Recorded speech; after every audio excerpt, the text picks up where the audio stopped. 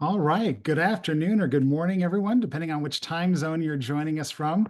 Super excited to have you with us today on our TTH Wednesday webinar series. This week, it's all about alumni and how to engage with your alumni. If you look at the news and current events this week, we continually hear about budgets being cut and other challenges to higher education. And we know that efficiency and spending is important. And we're excited to present you with some of the things that we're finding today that work really well in the space. So before we get started, just a few housekeeping items. One, this call is being recorded, and we will have this recording available after today's webinar for the next month. So if you happen to miss something or you want to go back and go through it again, we can provide that link to you. If you have any questions during today's webinar, there's a Q&A box at the bottom of the screen. Type in your question at any time. We'll actually answer all those at the end of the call, but feel free to record them and start writing them in as you think about them so you don't forget them by the end of the call. The last thing I'll tell you is at the bottom of the screen, you'll also notice a little 30-minute icon. That's our 30-minute guarantee. We know your time is important, and we want to make sure that we can give you some great information today, but that we end on time and make sure you can go about your day. So without further ado, I'm going to introduce Chris Weekhorst to you.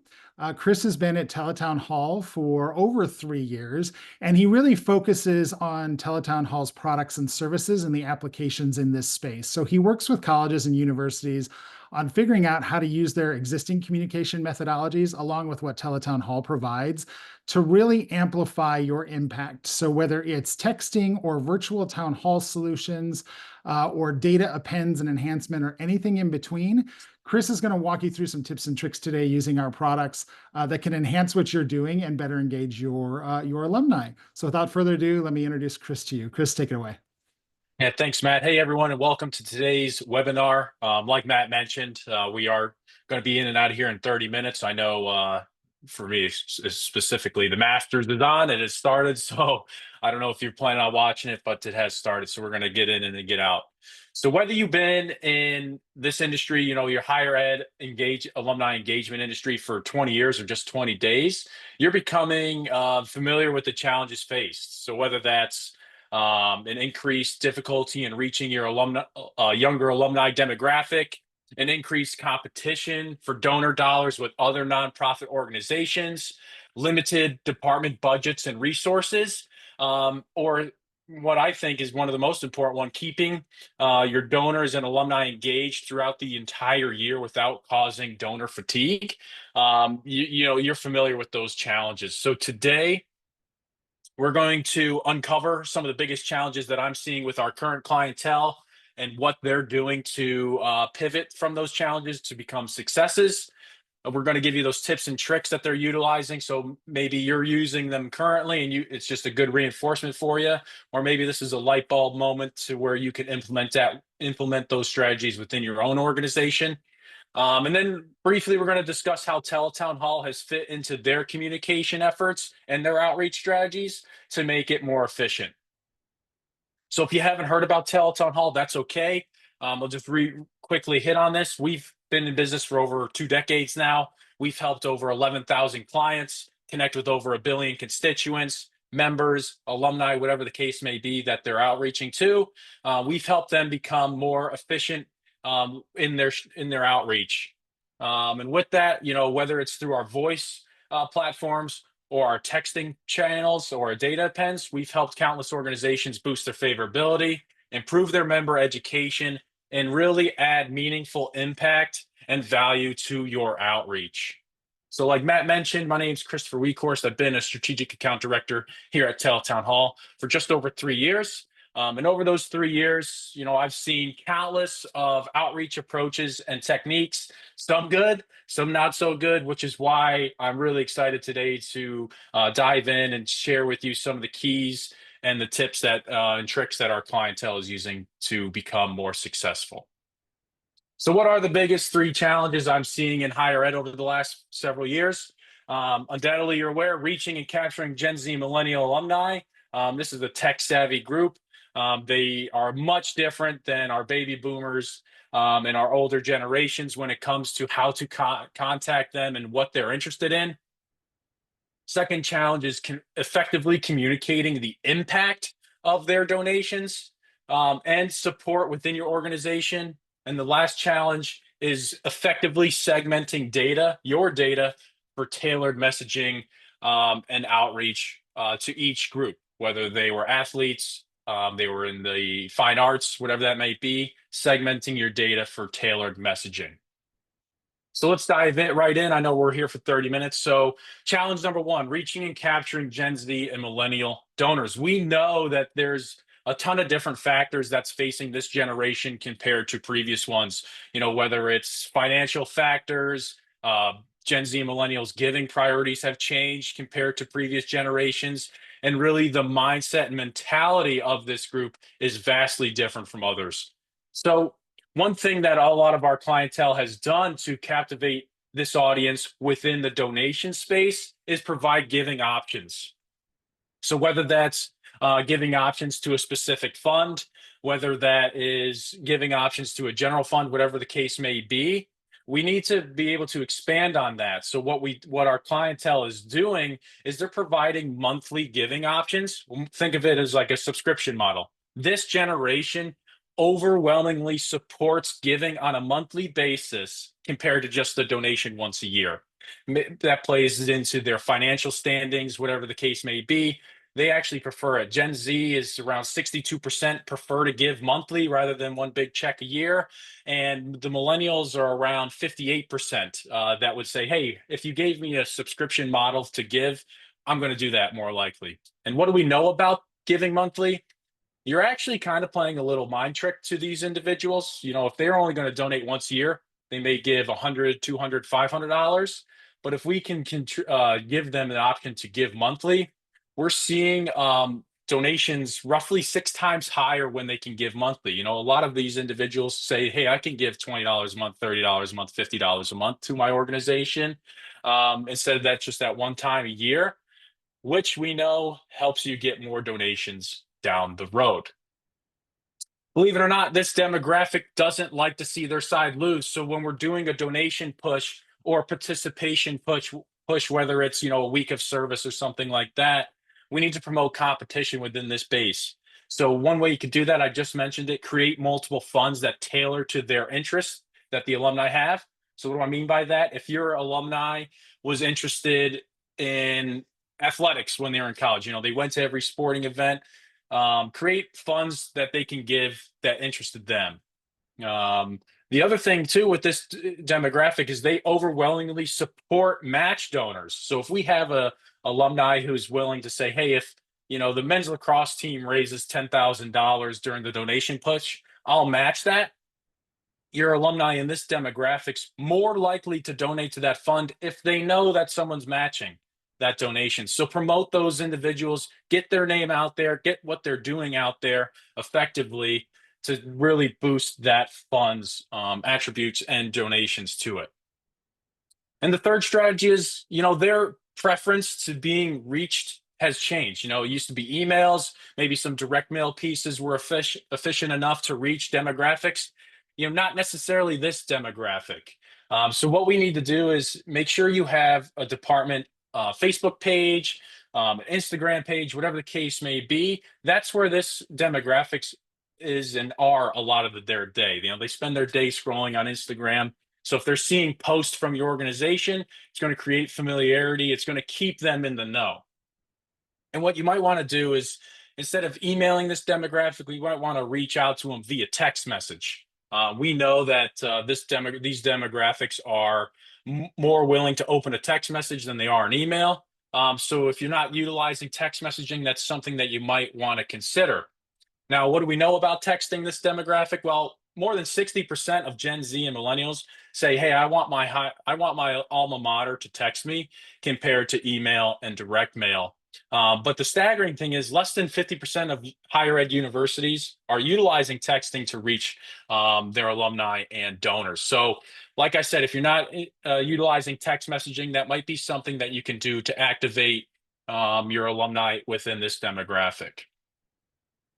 Challenge number 2, effectively communicating the impact of donations, which in the long run is going to encourage more donations down the road.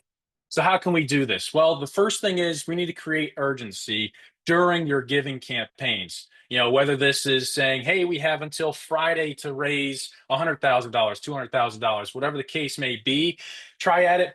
Try adding deadlines to your messaging to make sure people know, okay, I have until Friday to help this cause.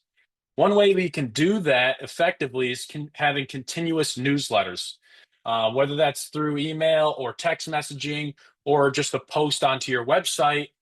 You got to have those continuing newsletters. But then when we come to a donation ask, we need to change that language significantly. So when you're reaching out during your newsletters, don't necessarily ask for a donation every time.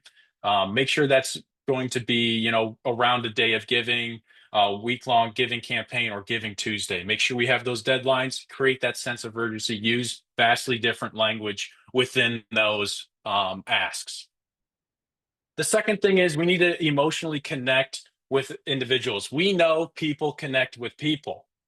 So when we can connect people emotionally, they're going to give more. So one way you could do this, you can include testimonials, whether that's uploaded on your Facebook or Instagram page, just a quick 30, 45 seconds of maybe someone who received a scholarship based on the fund that you're promoting. Utilize that, utilize them. Recently, we actually had one of our clients 2 weeks ago do a volunteer week outreach. Last year, when they did that, they did not include an image, which didn't really resonate or connect emotionally with their audience. They saw roughly a 0.6% click rate onto their sign up page. 2 weeks ago, when we included an image of students volunteering, it skyrocketed their click rate onto their sign up page. It boosted their numbers in participation by 11x. So when you're doing that, it could be as simple as just one photo. Make you have a bunch of students smiling. People are going to connect with that emotionally. So include that in your outreach. The third thing is when we're doing communicate or giving campaigns, let's say you're trying to build a new stadium or a new science building, we need to keep our donors up to date on the progress of said projects, so that they know that the money that they are donating is actually being put to good use and being put to what you all said is the money's going towards. Show results. So it could be as simple as taking your Instagram page or doing a text blast with the pictures of the new windows or the building finally being constructed. Keep them up to date, saying, hey, this is what your money went to. We're actually utilizing it for what we said it's going to be used for. So be transparent during your donation campaigns. So what do we know about emotional giving? Well, when we can tap in and connect emotionally with our alumni and donors, we actually see donations result in about 70% more giving than if we just didn't connect with them emotionally. If you just sent me a text, hey, Chris, please donate. I might do it, I might not. But if I can see a picture of a student athlete or a student in the music department, smiling and showing the impact of it, I'm going to donate more likely. That's just who I am as well. I connect with people very well. And that really hits home to me when I see something that I'm effectively or positively affecting by donating. So challenge number 3, segmenting your data for personalized messaging. Now, I work with a wide variety of higher ed engagement departments, whether, some small, some big. This can be a tough challenge. If you don't have necessarily the CRM built in, you might not know, okay, Chris participated in college athletics during his time in college, or Chris might have was in the plays. So this could be a big hassle for a lot of higher ed engagement departments. But one way to do this is look at your alumni, what they were involved in college. Were they involved in sports? Were they involved in music?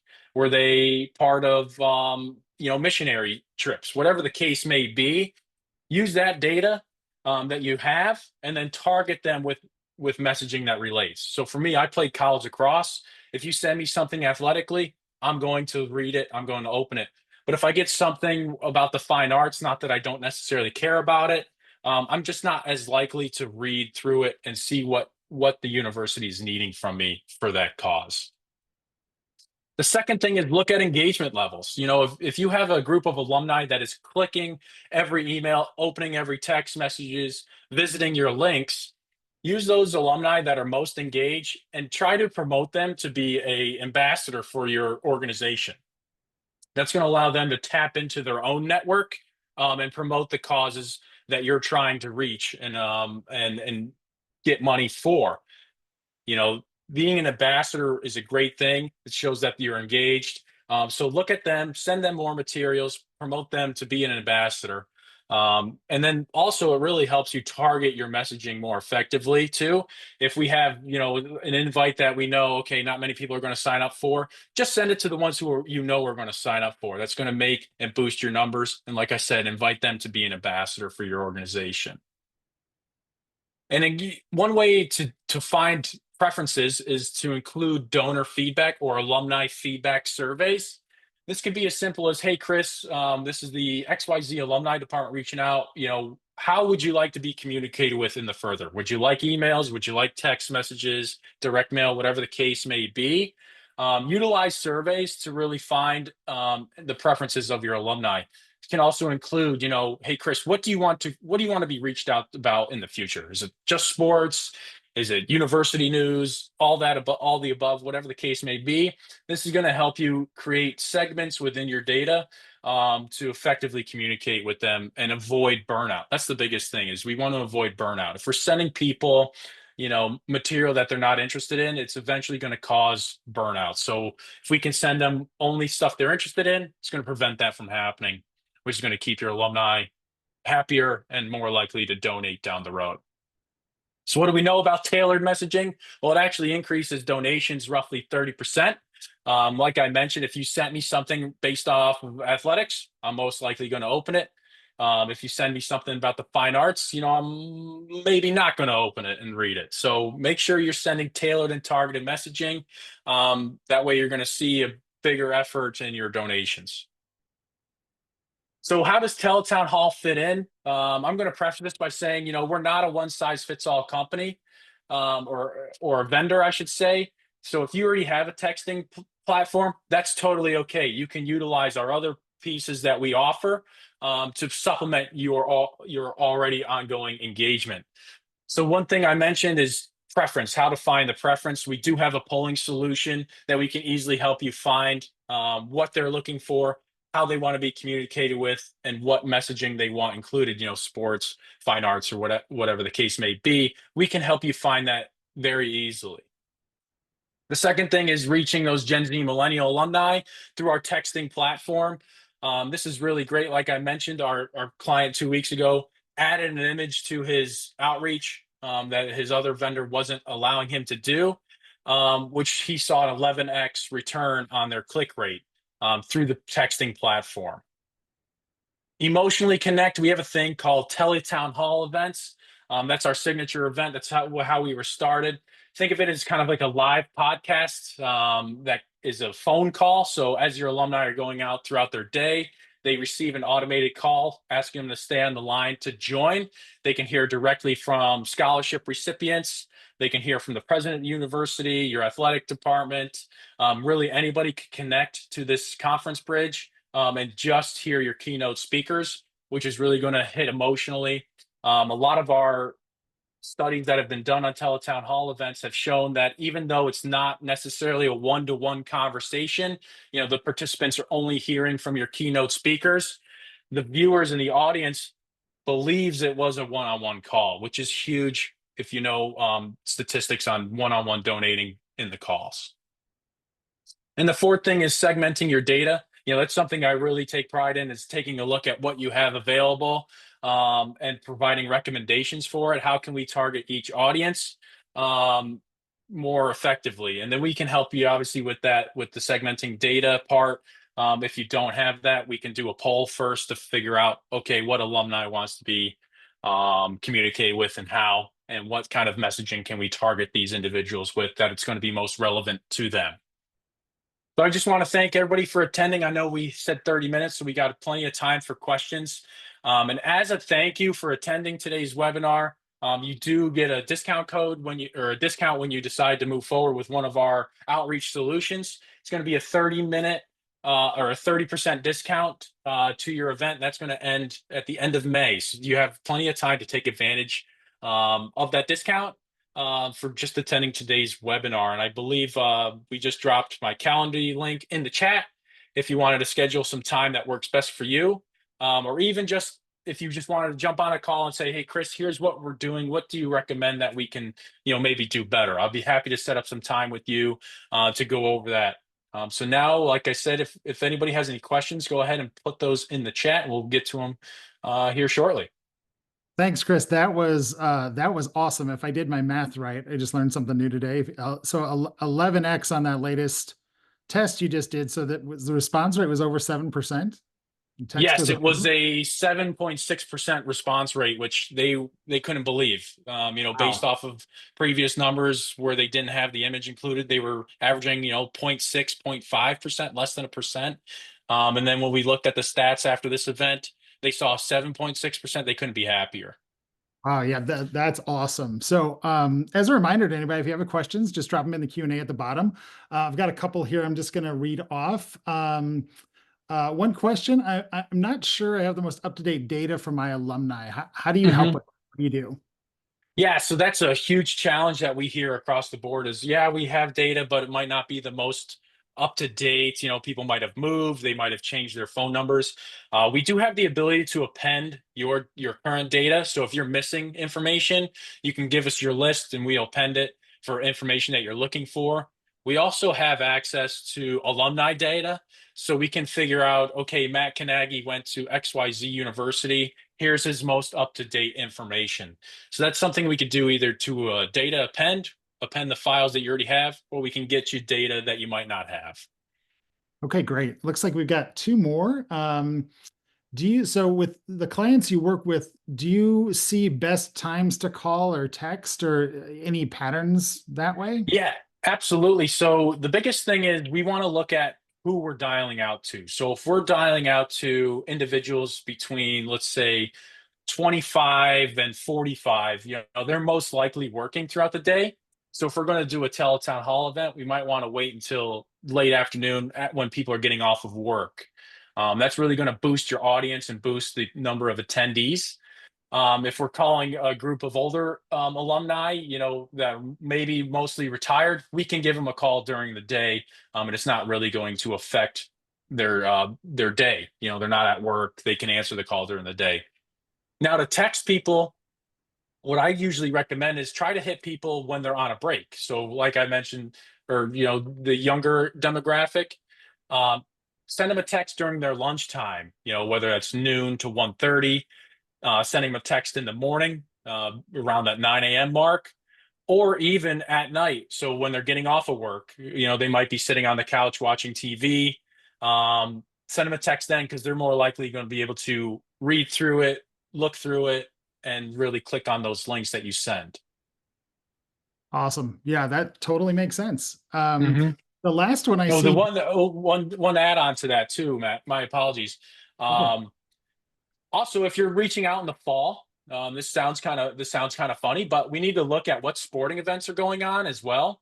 So if you're doing a Teletown Hall event, let's say on a Sunday, you want to make sure that you're not reaching out during a football game. We've actually seen a huge decline when people reach out during big football games. So let's say you're a college in Pennsylvania and you pick a time to where maybe the Steelers and the Eagles are playing, your participation rate's going to be lower, and that's something we have noticed. So make sure you're seeing what else is going on that day. You're doing the outreach. If there's a big sporting event, maybe the ESPYS or a big show that people tune into, we might not want to be calling during that time. That's great, great tip. Great tip. The last one I see here is, and this is a good one. So I already text and I already email. I already have those platforms set up. Mhm. So how can I work with you guys? What's the best way to do that? Yeah, absolutely. So I'm glad you already have a text and email vendor. One thing that I would recommend is our Teletown Hall events. We can work in conjunction with your current vendors and your current tools that you use and supplement, maybe fill some gaps that you don't have. So a Teletown Hall event, like I said, we can connect emotionally with your audience through a alumni wide phone call. I mean, we can get 10,000, 50,000, 100,000 alumni on a single call at the same time. So we're not saying, hey, you have a vendor, you have to use us for texting. That's great if you already have it. You can use our other suites in conjunction with those to really fill all the gaps within your outreach approaches. Got it. Okay, so they could use their current text platform, their current email platform, invite people to a town hall event. You can help with data if they want to do some data appends or cleanups, the town Exactly. hall event, and then all the analytics that come out of that, live surveying, all that good stuff. Absolutely. Okay.